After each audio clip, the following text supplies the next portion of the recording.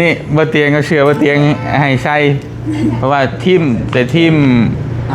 เขาทีมมาใส่นี่ชนะเลิศบานเตะชายสิงขันเบาเตียงทองอันนี้สิงขันเบาเตียงทองมันจะจักเปอร์เซ็นต์ว่าทีมเจ้าของที่ชนะ5%เบิ่งซ่อมเบิ่งคักแค่แต่อีลีบ่อ้ายงอเด้อตูนตอบว่าอยากได้อยากได้น้องก็บ่มีเงินคือกันโอ้กำลังสิดู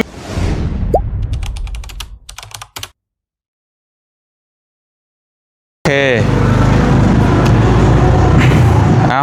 พี่น้องเห็นเนาะสบายดีเด้อพี่น้องไอ้กราบทักทายสบายดีพ่อแม่พี่น้องเบิร์สุขุสุคนนะพี่น้องเนาะทักทายสบายดีตอนเที่ยงมื้อนี้ก็เที่ยงแล้วพี่น้องเอ้ยพอดีเฮาเนาะมีนัดอย่างที่เฮาเกริ่นกันไว้ว่ามื้อนี้เฮาสิแข่งเตะบาสหรือว่าแข่งเตะฟุตบอลทางไทยเอิ้นฟุตบอลเนาะพี่น้องเนาะก็ชิงเงินรางวัลมื้อนี้เนาะเงินรางวัล1 ล้านกีบแล้วเนาะตุนเนาะเฮาแบ่งสิแบ่งไปได้คิดว่าแล้วแต่อายเลยก็สิเวลาแนวใด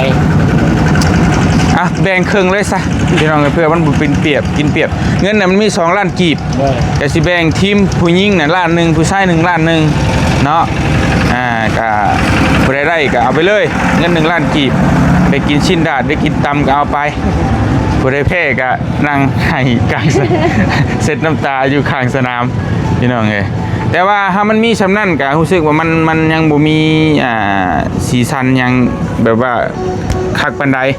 อันนั้นเป็นเงินผู้ใหญ่เพิ่นเด้ออันนี้เฮาคือสิซิงกันเอาอีหลีรอเนาะแต่ว่าเตะรอบก่อนน่ะเป็นเงินบ่เตียงเองแต่ว่าเตะรอบนี้น่ะเงินผู้ใหญ่เพิ่นพี่น้องเอ้ยเพิ่นเห็นแล้วเพิ่นจะสนับสนุนด้านการกีฬาแบบนี้และเพิ่นฝากมาทางประตูเนาะพี่น้องเนาะ2 ล้านกีบแล้วบัดนี้ส่วนของบ่เตียงอยากมีขันหรือว่าถ้วยรางวัลสัก2 อันให้ทีมผู้หญิงอันนึงแล้วก็ทีมผู้ชายอันนึงผู้ใดชิงได้เอาไปเลยเนาะเดี๋ยวบ่เตียงสิสลักชื่อบ่เตียงชายขันบ่เตียงทองเนาะพี่น้องเนาะเป็นว่าผู้ใดชนะได้ถ้วยรางวัลอันนึงกับเงินรางวัล1 ล้านกีบประมาณนี้เนาะน้องๆมันก็พร้อมเลยนี่พร้อมแล้วใส่ชุดพร้อมเลยนี่ทีมบ่เตียงทองแม่นมันคงเสียนักกีฬาแล้วเด้อนักกีฬาเลยนี่มีแต่เมื่อก็แก้ทรงขายาวออกเปลี่ยนทรงกระชัดพร้อมเลยตัวตึงสุดให้ตึงกว่าหมู่นี่ตึงนั่งท้องตึงกินลายท้องตึงโอเคอันนี้ทำกับเจ็บพามาหั่นเพิ่นเคยซื้อเนาะรู้จักกันบ่แมนถ้ามีดกับตังอยู่เทิงแต่ว่าห้ากับเปิดนะแสดงน้องเข้ามาครั้งแรกเลยมื้อนี้หันใหม่เลยไปเบิ่งไปครับไปเบิ่งภาพให้ดึงเดี๋ยวนี้ยุ่งเลยโยกก็ได้โยกเลยไม่ได้เด้อสบายดีครับมาไปโอ้สบายดีเด้อโดยตัวกำลังจัดเครื่องจัดใหม่โดยยังบ่ร้อยปานใดฮะเขาบ่เป็นเขาบ่เป็นดึงเป็นเสร็จโอ้ยเปิดโฟตัวสวัสดีเด้อเนาะเจ้าของห้างป่ะโอ้อยากได้ขันต้องย่างไป5 ขันนิดนึงถามมึงเพิ่นโดเท่าไรหันขันใหญ่กว่าขันชำใดก็ชำน้อยนี่ก็ได้ถามตัวนี้ก่อนอันนี้เขาไปซื้อแล้วซื้อก็จะเขาก็ซื้อแล้วแต่ว่าทีมโปรตูนขัดกลัวซีนี่แต่ว่าเราขัดกลัวเขาซื้อซองเลยมื้อน่ะซองเท่าไหร่ขนาด2 เซนสิเดี๋ยวเอาก็น้องๆมานี่ก่อนนี่แล้วบอกเงิน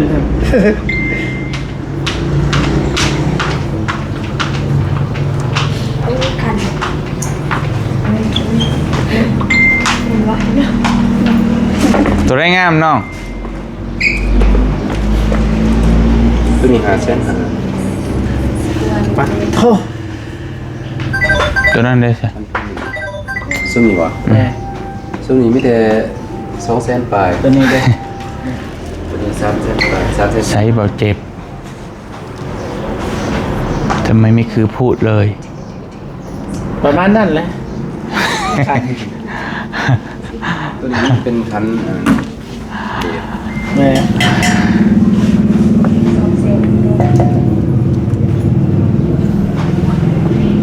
เยอะตักเลยดิคิดว่า อ่ะ ตัด ชูชี้นะ นี่นี่ สมมติว่า นี่นี่นี่ สมมติว่า บัวงาม อาชีบัวที่นี่บ่ โดย นี่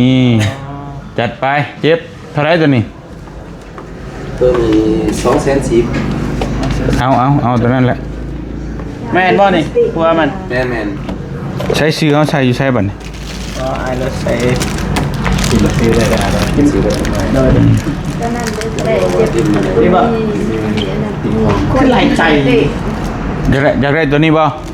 โดย เท่าไรเนี่ยคิดกัน อยากได้คือเพิ่นสิชนะนี่นะอยากได้เลือกไปคักเต้เต้ประเภทเขาแล้วก็ เอาตัวนี้ เออเท่าไหร แปด ฮะ เอาเลย1,800,000 เอาตัวนั้นเอาตัวนั้นก็เอา นี่ก็จะน้อยว่าบ่เอาใจน้องอีก โอเค แต่ว่าราคาลุดหนิดนึง โอ้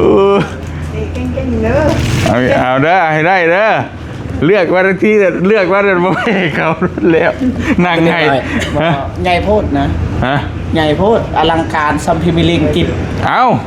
อันนี้เยอรมัน น้องไอ้บ่ใหญ่บ่ซะเบิ่งตีนี่พุง เด้อลุดซ้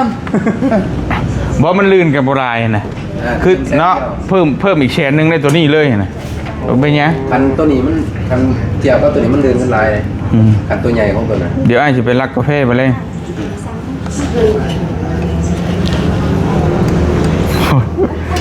เปิดทองขันทออะจะใส่เลย สนับสนุนโดยเหล้าเขา เหล่าเข่าเมย์เขาเอง ำเราเข้าเองเข้า ใครเข่าก ายเขาแล้วมาซื้อ เอ้า อันนั้นไอเฮ็ดเลยตัวนี้นี่ ประมาณ เขียนจะได้ ประมาณ1,000 บาท เขียนว่า เป็นจะได้ไอ้ เตียงทองชาแนล บ่าวเตียงทองซื้อก็ได้ เบาเตียงทอง บ่ต้องใส่ชาแนลก็ได้ สนาเลิศเนาะหรือว่าใส่แต่เปล่าเตียงเขา บ่เตียงทอง แต่เบาเตียงท สิ่ง องเลย สิ่งสนะเลิศอีกอย่างคล้ายๆก็คือคันของเตียงทองแต่ว่าเขาสิ่งแต่ว่าคันของเตียงทองนะมันนั้น บ่งานนี่เป็นคันของเฮา แต่ว่าสิ่งคันเตียงทอง แม่นอันนี้เจ้าหัวเจ้าชวนนี่เพิ่นเจ้ามือ ก็คือสิ่งคันตรงนี้ สนาเลิศใส่ แม่ สนาเลิศ แม่ เตียงทอง เด้อ แล้วแต่ไอ้คิดว่ามัน เหมาะสมแบบใดอายเคยได้แสนนะ บ่เคย เอ้าลองจับมึงดูเนาะ เลขสอง จับเบิ่ง เด้ โว้ยเย่พอดีถือคันนี่เป็นล่มเลยนะพอเตะเมื่อยเลย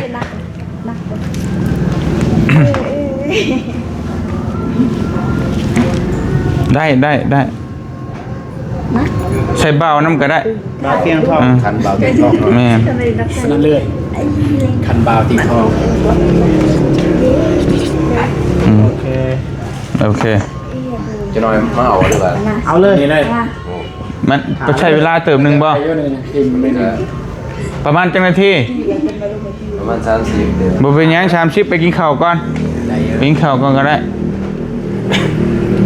ประมาณด่วนเลยทนแรงจับเลย ด่วนก็ด่วนโพด มาแต่ในกีฬาเฮานี่เพียงพอแล้วบ่ เบิ่งคักๆเด้อ คนหนึ่งเจ็บ ให้เจ็บ กิ๊กแต่มันเตะได้อยู่ เพิ่มความเดือด เก่าแล้วอ่ะ นี่นะเนาะอันนี้เป็นของเบาเตียงเองคือยังให้น้องๆเพิ่นแบบว่า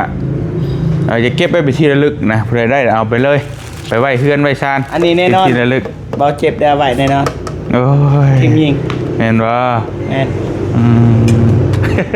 ตัวนี้เด้แต่ก็ต้องมั่นใจเจ้าของในทีมน้องเบิดใดผู้หญิงกับมิตรทีม อันนี้ผู้ยิงนี่ได้แน่นอนแล้วผู้ยิง ผู้ชายได้แต่ผู้ชายกับทีมเอาหาว่า ใจผู้ชาย เพื่อมั่นใจผู้ชายตาย ได้ดาราว่าใส่ ผู้ยิงให้ได้เตะดาราบอลแลนด์ บ บ่าวนงก็บอกว่าบ่ได้แต่คิดลงดูบ่ได้ส่งกระสันไปว่าซั่นแต่น้องก็จัดมาเลยเด้อผู้ที่มันนี่ใหญ่แล้วเจ็บเอ้ยบ่อยากได้บ่นี่จัดเนื้อๆมารถ จ้ะ อ่า แต่ว่านี่คันตัวอย่างมาเฮาได้เฮาสิประมูลขาย แล้วแต่ ประมู แล้ ล ว ขา แต่ ยก็ส่งเงินคืนให้อ้าย บ่เป็นหยังเอ้าถ้าสมมุติทีมเฮาได้อยากขายก็แล้วแต่เอาเงินนั่นไปเลี้ยง โอ้ สินดาดน้อง ใครเนาะซื่อ ๆ แล้วแต่บ่อยากประมูลก็เอาเก็บไว้เป็นที่ระลึกก็ได้ หานักกีฬานะ หาแม่ เส้นทางนักกีฬา ๆชักค่อยไปปรึกษา โซเฟิร์นเนี่ย โอเคพี่น้องเอ้ยดูเดือดคือเนาะคือใส่หมวกได้ก็ใส่โอ้โหคือนักกีฬาขนาดนี่บ่เตียงก็เชื่อบ่เตียงให้ใส่เพราะว่าทีมเก่าทีมเฮาใส่ ได้แล้ว นี่จับใส่หูบเลยพร้อมคือเอาใส่หูบเห็นหน้าปก มาอย่ามาทางนี้แจ้งมาเลย ไปเรียน มาพี่ใส่หูบ ฮะ NP Family Shop ที่แฟมิลี่ช็อป มาทำไมอีนั่ง บ้านเรามีบ้าน เตรียมอาหารดู ตุน เราโอ้ยจับหลายคนคนละหลายคนละคันก็ได้หลายแท้ก็ได้หลายแท้ เตรียมพร้อมเด้อ่ะพี่น้องเห็นเนาะอันนี้ก็เป็นห้านกีฬาอีกห้านหนึงห้านขายเครื่องกีฬาห้านก่อนนั้นบ่เตียงไปอยู่พุ่นพี่น้องเห็นเนาะ2ห้านแต่บ่เจ็บบ่พามาห้านนี้เคยซื้อพี่น้องเห็นเนาะเดี๋ยวบ่เตียงซื้อขันอันหนึงพี่น้องเอ้ย2อันของผู้หญิงอันหนึงผู้ชายอันหนึงทีมหญิงทีมชายเนาะเพราะว่าอยากให้มีการได้เล่นในกระซิ่งขันรางวัลบ่เตียงทองพี่น้องนี่เนาะเดี๋ยวไปเบิ่งน้ำกันว่าไผสิได้ขันตัวน้อยนั่นก็บ่แพงปานใดพี่น้อง100-200-300 บาทแต่ว่าตัวใหญ่หั่นแพงในนึง1,000นึงบ่เป็นหยังพี่น้องนี่เนาะเพื่อให้น้องๆเพิ่นเก็บไว้เป็นที่ระลึกอยู่ทั้งนี้ตัวเครื่องก็หลายนี่สุดกีฬาเสือกีฬาแต่บ่เตียงบ่ค่อยปานใดเนาะกับการกีฬาบ่ค่อยมีเวลาเล่นนะพี่น้องเอ้ย นี่กับบาน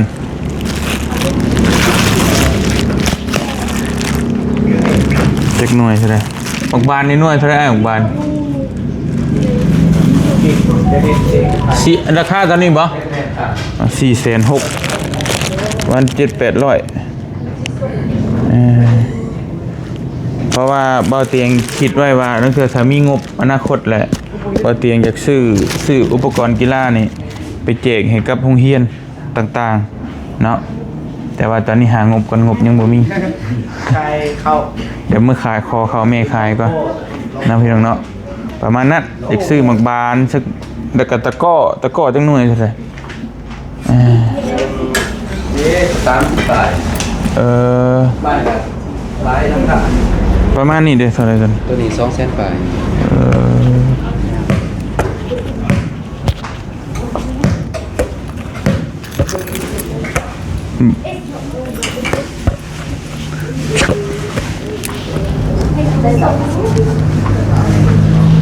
โอเคโอ้โหทางนั้นเห็นยังเด้นะพี่น้องเห็นเนาะจัดกันอย่างใหญ่เลย โอ้โหว่ามีเงินหรือเปล่าเรียนเดียวกัน โอเคยังเอาเรียนอีกบ่ อ๋อเมื่ออันนี้เดี๋ยวว่ากันประมาณ เกะกะใครเครื่องใครของ โอ้ไปอันเท่าไรเรียนนั่นชาวพัน อยู่ถึง ฮะอันนี้ชาวพันถึงเนาะเอาเรียนไปคล้องโบราณเร็ว อันนี้คือคันยูฮานบางฮานนี่80เอาถามแล้วฮานที่เอาสิถามนะนี่แหละเขาจึงว่าอันนี้แหละเอาว่าองค์ยา ชาวพันคักอยู่ไปคล้อง กิน เดี๋ยว ลิญาก็มาป่ะ นะ กินลิญา มา ไป กินข้าวกันไป คันโมนันมากเลยเสียแล้วเนาะ ไปกินข้าวกินปลารถเบานุ่งบ่ไปพี่น้องเลยไปเอาคัน เสียเราตัวดวง คันบักเบง ไป ก่อน เสียขันป่ะ เด้อ มาเอาไปสิครับเอามาให้ ใส่ นี่แหละ เรียบร้อยแล้วป่ะใส่เบิ่งโอ้นี่ ชนะเลิศบานเตะชายสิงขันบ่าวเตียงทอง วันนี้อีก นี่ นี่ชนะเลิศบานเตะหญิง สิงขันบ่าวเตียงทอง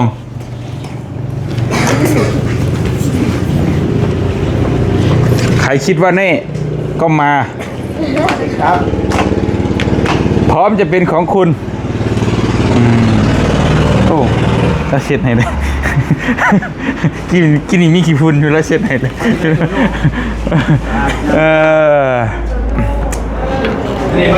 เย้ เรียบร้อยเนาะมาบาทนี่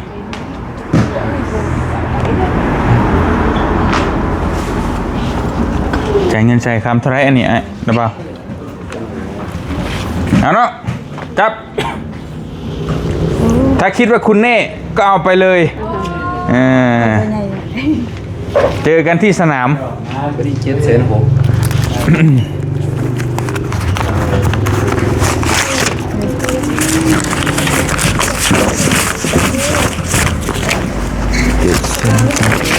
นี่ยัง คัน โดยเอาใจคือการ แบบสวย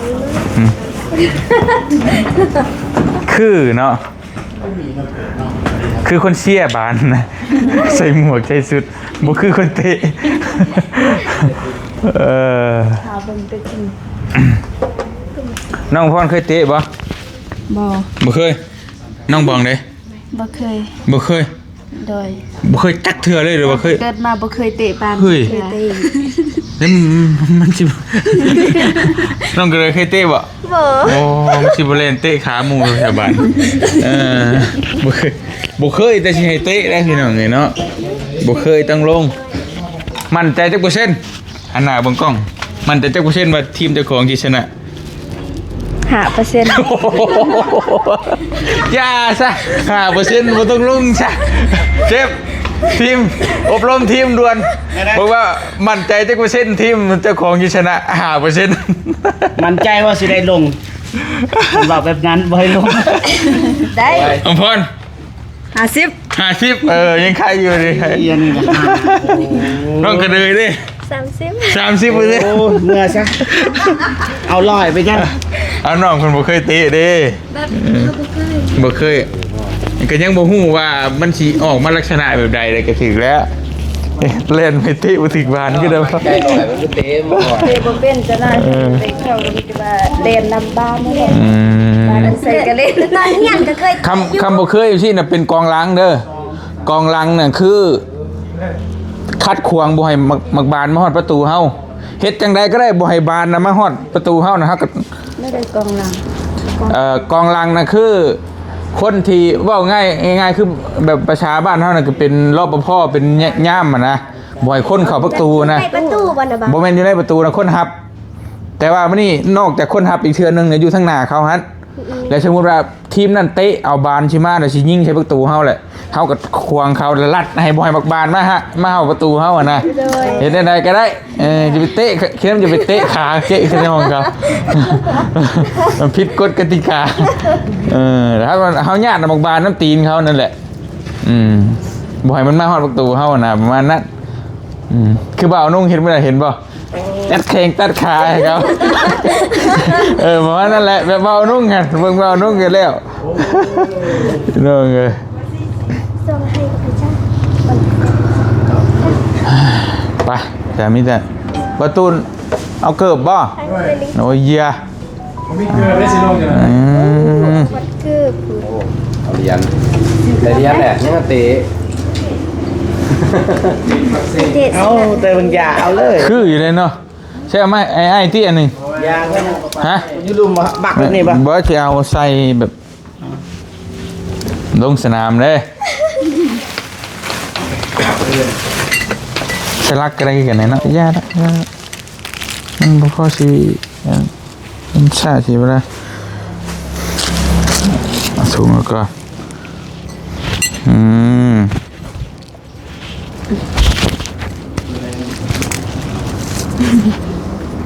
เหรียญทองโอลิมปิก20,000ป่ะ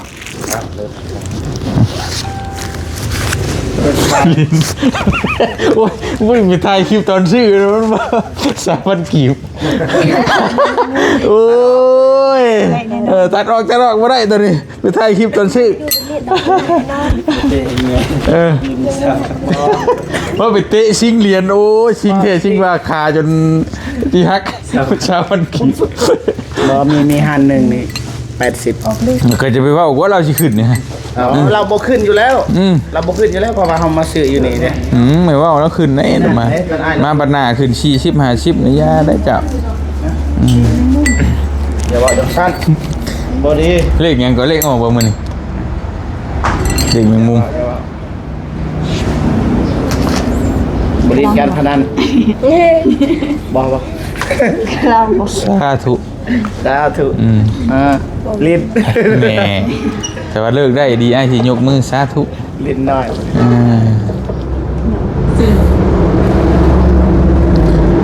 เครื่องกีฬาครบนั่นนี่เนาะเมืองท่าแตงพี่น้องนี่ห้านที่2ที่บ่เตียงเข้า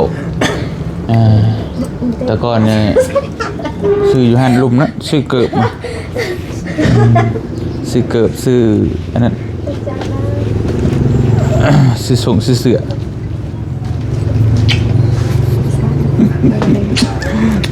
บอกคนเสีย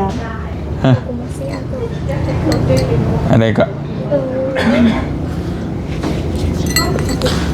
จังหน่อยให้ประตูนชื่อเกิดก่อน บอกว่า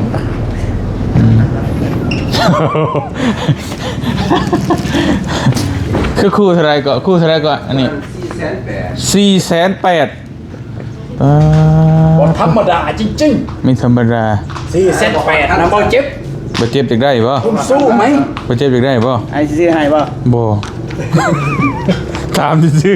บ่ไอ้ซื้อให้บ่ ๆบ่ชื่อบ่มีเงิน บ่ ชื่อคันเบิดเลย น้องมีแล้ว2คู่ แล้ว ถามซื่อ คิดว่าไอ้ซื้อให้เขาก็บ่เอาเพราะว่าเขามีเลยเด้ อ๋อ 2คู่นึงให้เบานุ่งใส่ตอนนั้นเด้คู่ที่2 ไอ้ที่ชื่อให้ไป บ่เอา อ มันมีเลยเด้เอา ว้าว เลย เสียงสูง บ่หยอกบ่หยอกชื่อได้ บ่เอาแต่เสียงสูงเด้บ่เอา บ่เอาก็ว่าบ่เอา ว้า คันบ่ซื้ออีหลีสิถามเพื่อนหยัง บ่ตูนแต่ดนเลยเจ้าเลือกเกือบเป็นชั่วโมง คือใส่เสื้อประจานแล้วนั่น บ่ใส่โดนแต่บ่ชื่อใช่บ่ตูนมีคอมเพลนได้ข้างหลังใส่เสื้อเมื่อกี้นี่ก็เพิ่งโดนแต่บ่เอา อันนี้510,000 โอ้ยายมาแบบนี้ ซื้อให้แน่ โมเมนต์น้องบองซื้อเกือบให้เนี่ยป๊อด ว้าวจินตนากล้องแค่นี้เนาะว้าวนั่นแหละเนาะแม่นเอาคัก เบิ่งช่อมเบิ่งคักแค่ ต้องมองเบิ่ง จะเอาคู่ใดเด้สรุปในตูนเด้เอาคู่ใดสรุป กับใส่ดีบ่อาย เอาไม้ดูดิ อะไรเดี๋ยวคัดเอาไหมดูถามไหมดูบ่ได้ยินเมื่อกี้ เลยจากได้อีลีบ่อาย งอเด้อตูนตอบว่า อยากได้ เอาน้องอีกเอาให้น้องเพิ่นตอบอีกนั่นไง จากได้น้องก็บ่มีเงินคือกัน โอ้กำลังสิดูดี พิษหยัง กำลังสิดูดีอยู่แล้วซันไปลิ้นมุกต่อ บ่อยากได้บ่อ้ายว่ะคิดว่าน้องสิซื้อให้นะแต่เก่ามันเป็นทำนองนั้น มันจะจ่ายทางเบิ่งนี่กันพอดีนะประตู สิเกมอะไรดีเนาะ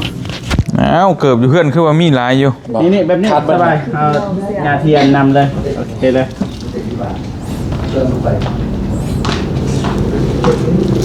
อะไรเนาะ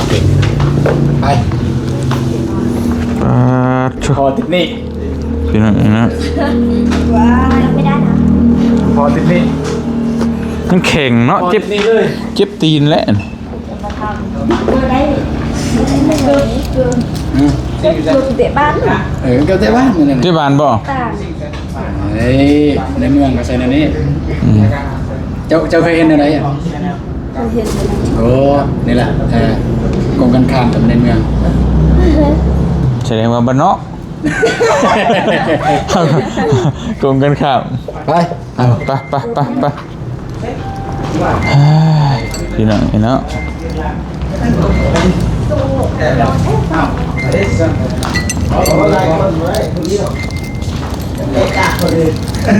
ขอบใจหลาย โดยขอบใจ มาเลยซื้อโตนุ่งซื้อบักโตนุ่ง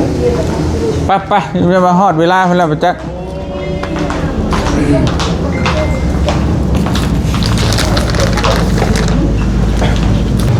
ไปพี่น้องเฮากับคอโตเดินทาง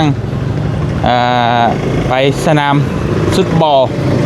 บ้านห้วยดำนะพี่น้องเนาะซื้อเครื่องซื้อของวิธีเรียบร้อยแล้วเดี๋ยวเจอกันช่วงบ่ายพี่น้องเลยเนาะไปรุ่นไปเชียร์กันเด้อพี่น้องเด้อกำลังออกเดินทางเนาะไผสิได้ขันเบาเตียงท่องไปนะพี่น้องเนาะอันนี้ทั้งสีนี่ทั้งทีมผู้หญิงมักเลือกเอง แต่บ่ฮู้ว่าสิได้เองหรือบ่ จักว่าสิบ่แพ้เขาซะบ่จัก ผู้ชาย นี่ผู้ชายใหญ่สุดในห้างแล้วพี่น้องเนาะใหญ่สุดแพงสุดตัวสันซะ สู้ไปสู้ สู้ โอ้โหบ่เสียงสู้ไปสู้ สู้ โอ้ยเสียง เบา โอเคไปเดินทางเจอกันอยู่สนามพี่น้องอยู่ดีมีแห้งอย่าลืมไปรุ่นไปเชียร์เด้อพี่น้องในช่วงบ่ายไปสบายดีเด้อบ๊ายบายอย่าลืมไปเชียร์น้ำกัน ไป